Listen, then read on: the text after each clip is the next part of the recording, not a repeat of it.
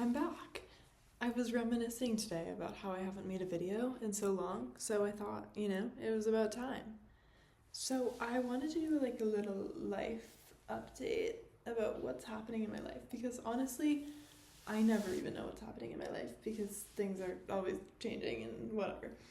Um, but anyways, I'm currently in Berlin and I'm taking German classes here. I was taking classes from September to December, and now since April I've been taking them until now. And I feel like my German's getting better, but it's still not as good as I want it to be. I'm in the B2 class now, but I honestly feel like that's a little bit above my level of where I am. Because the hard thing is like when you want to learn something like a language that takes such a long time to learn, it can be easy to lose motivation. Yeah, I wish I could get it back, but it's feeling a little bit hard. I like can't get myself to like do my homework, which I don't love, but I don't know. My speaking's gotten a lot better, which is a big plus. But the thing is, I don't really need it that much in Berlin. I don't really need it that much at all. But I can talk to my boyfriend who speaks Swiss German, but German's cool too. Um, and if not anything else, I think it's a good exercise for me. Well, number one, just to learn something, but also I feel like the biggest hurdle I feel with language learning is I get so scared to talk to people in a second language because I feel so stupid and like I'm really putting myself out there. I really want to get better at talking to other people in a second language because it feels so vulnerable. Oh my god, there's so many flies in my room. It feels so vulnerable to put yourself out there like that and be like, hey, I'm not good at this. I'm still learning.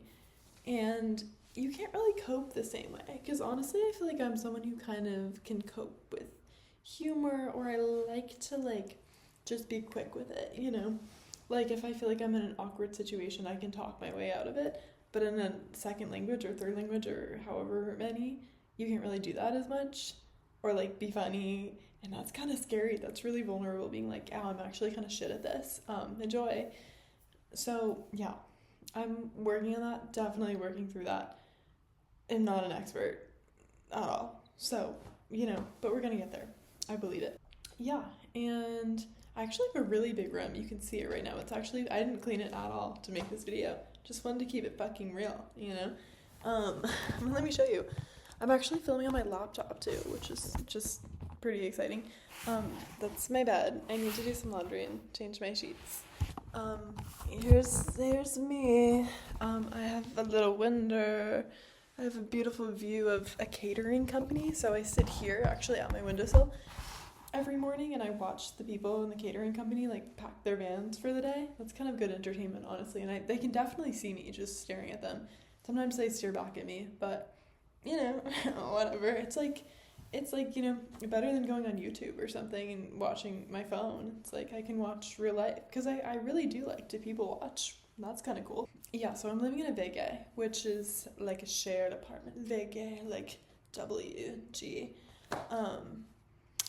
And those can be interesting. They're kind of known for not being necessarily the most clean. I am one of six, one of six roommates, and we have one bathroom, so that can be sometimes challenging. Honestly, I think I'm pretty lucky with my morning schedule because I usually am trying to go into the bathroom around like 7:15, 7:20, and like luckily no one else is there around that time frame, so that makes it a lot easier.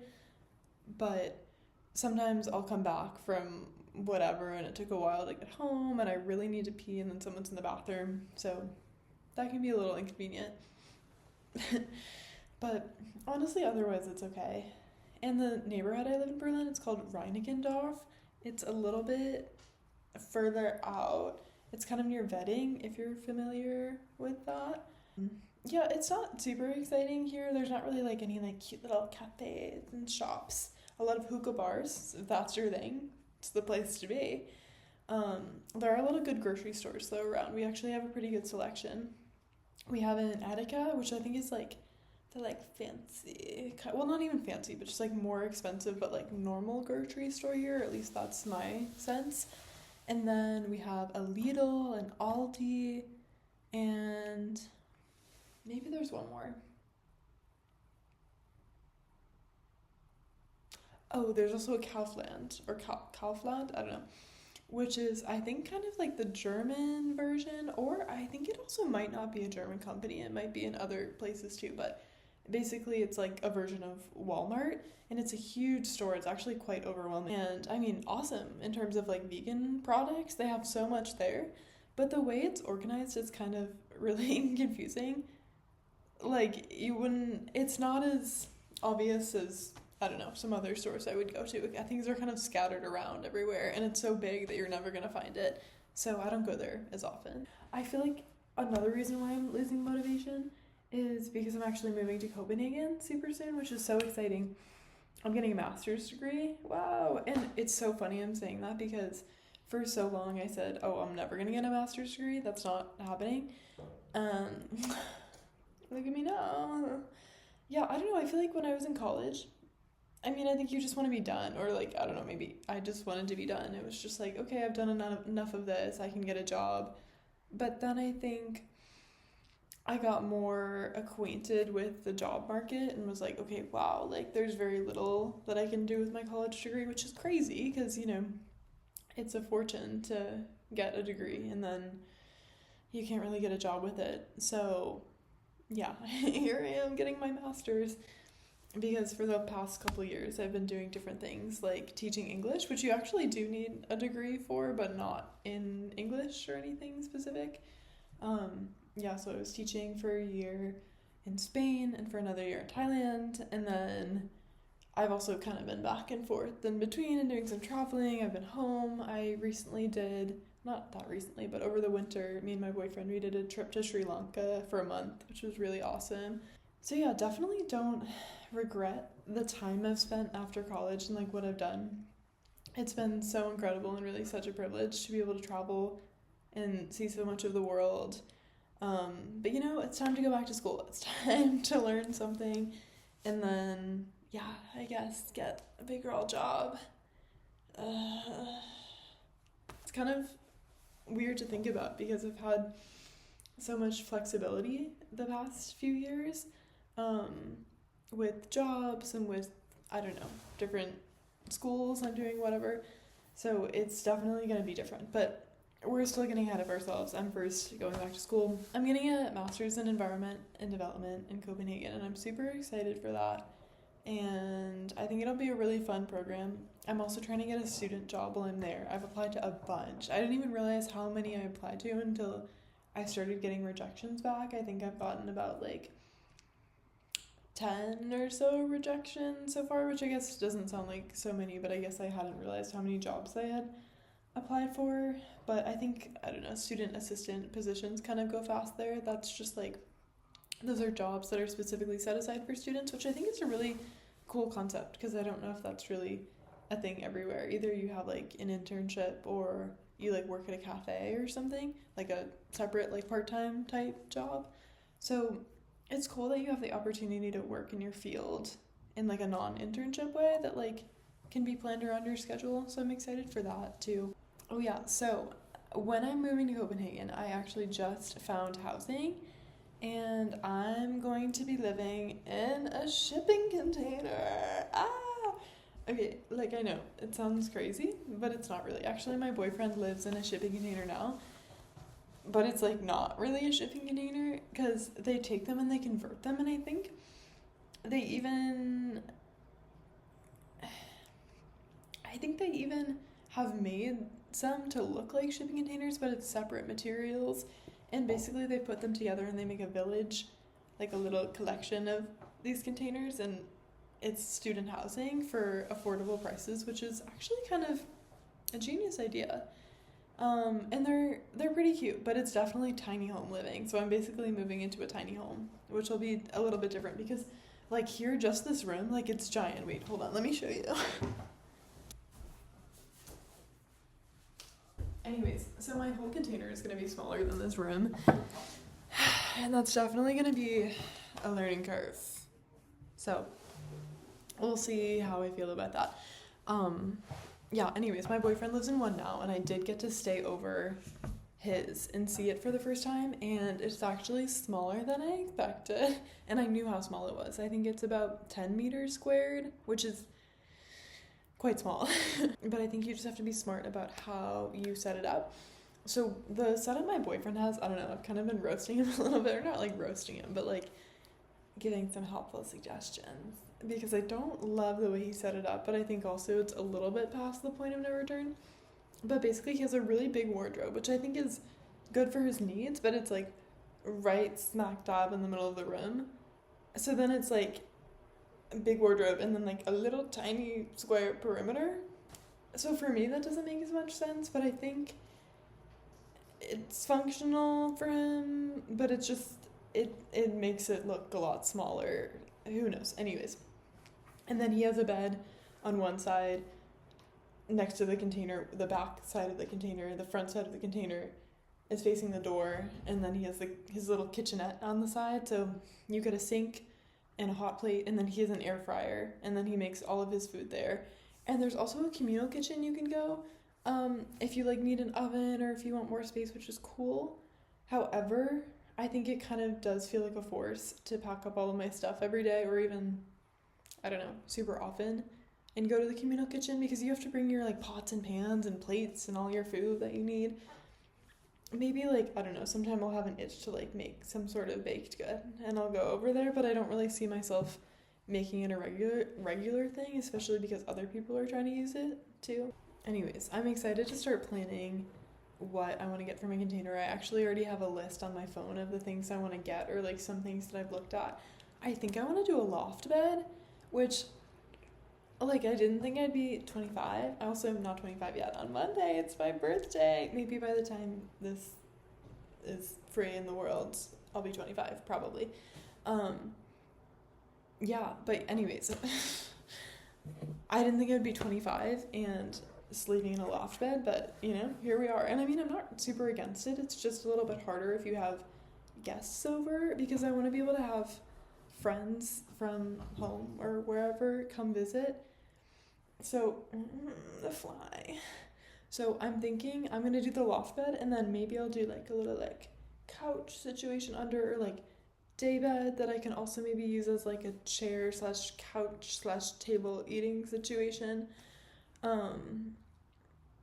But I think I gotta like see the actual space first and then see what works, because I don't know, it might be a little bit different than the container my boyfriend lives in. But yeah, very excited to try to make that work. And then yeah, we've also been talking about moving somewhere else in the coming future, but that's kind of more TBD because housing in Copenhagen is really so hard to come by, and finding a good spot in a good location and like a decent house is quite difficult. So I feel like you kind of have to get these opportunities through word of mouth. And then also in August, when all the new students are moving in, it's really not the time for that. So I think we're gonna wait on that. And then yeah, if we find an opportunity, we'll look at it. But for now, it's tiny living, which I don't know, is good, because yeah, I don't need to be that much of a maximalist. I feel like it's better for myself to downsize a little bit. Speaking of maximalism, not even really, but I feel like I'm like a homemaker and like just like living on my ranch, because the shirt that I'm wearing, I actually shrunk it in my dryer when I was home, and I tried it on again when I came back here, and it was so tiny. Like it was like up here and like tight. It was like, how the hell did it get this small? But yesterday I soaked it in a bucket of conditioner. It actually was an old trash can, and I filled it with conditioner, mix it around, and then you soak it in there for 30 minutes, and then like roll it in a towel, squeeze out the water, dry it flat on the towel, and stretch it out, so then it dries out stretched, and then like this actually looks great. Like it's big and baggy again. I think it's a little bit smaller than it originally was, but it fits again, and I don't know, it just feels so good to be able to like refurbish something that I thought was kind of a lost cause. Like I really was going to donate it, but I like this shirt and I feel like it's cute. Okay, also in other news, I recently cut my hair, as I'm sure you've noticed. Yeah, mixed feelings about it, honestly. When I first got it done, low-key crisis, because I went in the hair salon looking to get a trim, and before my hair, hold on, it was longer and it had bangs basically, and I wanted to just get it trimmed. because honestly, I think that's one of my favorite hairstyles on me. It's really cute. Hold on. Um, if you can see that, it's giving that. Like, so cute. I think it really suits me. But yeah, my bangs were getting a little bit too long and I was getting a little annoyed, whatever. I go in for a trim and then I get there and I'm looking at my Pinterest board and I'm seeing all the cute little hairstyles I have saved with short hair and I was like, what if I just, and I was just feeling really spontaneous. And I was like, yeah, can I get this? Because I think it's such a high to be spontaneous. And then afterwards, you're like, oh shit, like, what did I do? Because literally, I've been trying to say, like, for years that I'm gonna grow out my hair, but I don't know, I can't contain myself and I always end up changing it again. But yeah, so I did have a little bit of a crisis after I got my hair cut. I did cry. I was like calling my boyfriend and I was like, I feel like a little lad. I remember I called my grandma too and I cried. I was just crying to everyone. Which is funny because let's go back a few years. I think 2021 or so. I literally shaved my head and it was fine. And I thought I looked fucking badass. And then it grew out a little bit. So it was like pretty short on the sides, but I had like a little spike on the top. And it did not look good, but I just like didn't care at all. It was awesome and I felt so free. And I really miss just not caring at all how I look and how my hair looks. So maybe that's what the universe was trying to tell me. It was like, hey Grace, you're getting a little too focused on these kind of things. So we're gonna have to like take you down a notch. But yeah, anyways, I think I've come around to my hair and I do like it and I think it is like, it suits me. Also, it's not like insanely short. Like I have a little bit in the back. I just think at the beginning, I didn't really know how to style it because I, like before I had bangs and she cut it to be bangs. So it's actually cut so that I look like this. And I don't like that. So I've been wearing them off to the side, which I think is like, looks so much better. And then some days I'll do little clips, like I'll do maybe like a little claw clip, like a baby claw clip here, another one here. That can be kind of cute, or I'll like slick it back, do a few clips here. Yeah, and we're making it work. I mean, it's definitely a change, but you know, for summer's coming up, it'll be nice to have short hair. And yeah, I can always change my mind again, you know, in a few months when my hair grows out, I can get bangs again, I can grow it out in the back again. A whole life in front of me. Like, it doesn't matter what my hair looks like. No. And I mean, also, like, I am allowed to care, obviously, how my hair looks and, I don't know, feel good in my body and feel good in my appearance. I think that's also important. But I think this time it's kind of more of a situation of like, okay, I didn't love this super much, but I want to get used to it because I think it's the best for me and my self-confidence and my self-image. Yeah. Also, recently, I've been going to pottery classes because I've been wanting to do more artsy type things. So I made this bowl. I actually made a lot of things. This is not my best work. The glazing is a little bit messed up. I don't think I mixed the glaze enough for this one, so it's quite thin in places. And it's, I don't know, also a little weird looking on the bottom, but I don't know, it's honestly, I didn't take the pottery class to like make really cool things. I took it just because it's fun to like work with my hands and do something artsy. And I also think I do better when I'm on a schedule. It's like, okay, like every Thursday, you're going to be here, you're going to do this. Yeah, and I really loved it. I did that with wheel pottery. I did a course with that and I already got all my stuff back for that. And now more recently, I've been doing a hand building pottery class. So I've made other things. I've also made like vases and vessels, but also like little like friends. Like I made like a little dinosaur and I made like this little frog that's like like standing like this, and I'm gonna put my toothbrush in it so he's gonna hold it. We'll see if it works out, but that's kind of the goal. Yeah, and it's been really fun and just kind of nice to have a creative outlet and like something I can do with other people. Because also, I tried to get into needle felting a little bit, and I actually do have some needle felting craft stuff that I bought. And as much as I do like that, it's kind of more fun to do with friends or in a group. So actually, my boyfriend got into it too. one of my friends, Emma, she lives in Vermont, and she's just such like a crafty girly. And she was like, "Hey guys, let's do some needle felting today." We were like, "Hell yeah!" Um, I broke two of her needles. Sorry. But I had such a good time. I made the ugliest thing ever. I made like, it was supposed to be a heart, but it kind of looked like butt cheeks. And it was really hard because I think that's why I broke two needles, because I just kept stabbing it. Because I don't know, I just couldn't get it to the shape I wanted. Whatever. Anyways, I really enjoyed it, so I bought my own stuff. So honestly, I should kind of try to get back to that more because it would be more fun to do alone, but it is also fun to do with a friend. Okay, I feel like that's my like brief life update for now. Maybe I'll come back. Maybe I'll like make a little vlog or something. I can see that happening. So thanks for watching if you watched it. And maybe see you soon. Maybe not. Who knows?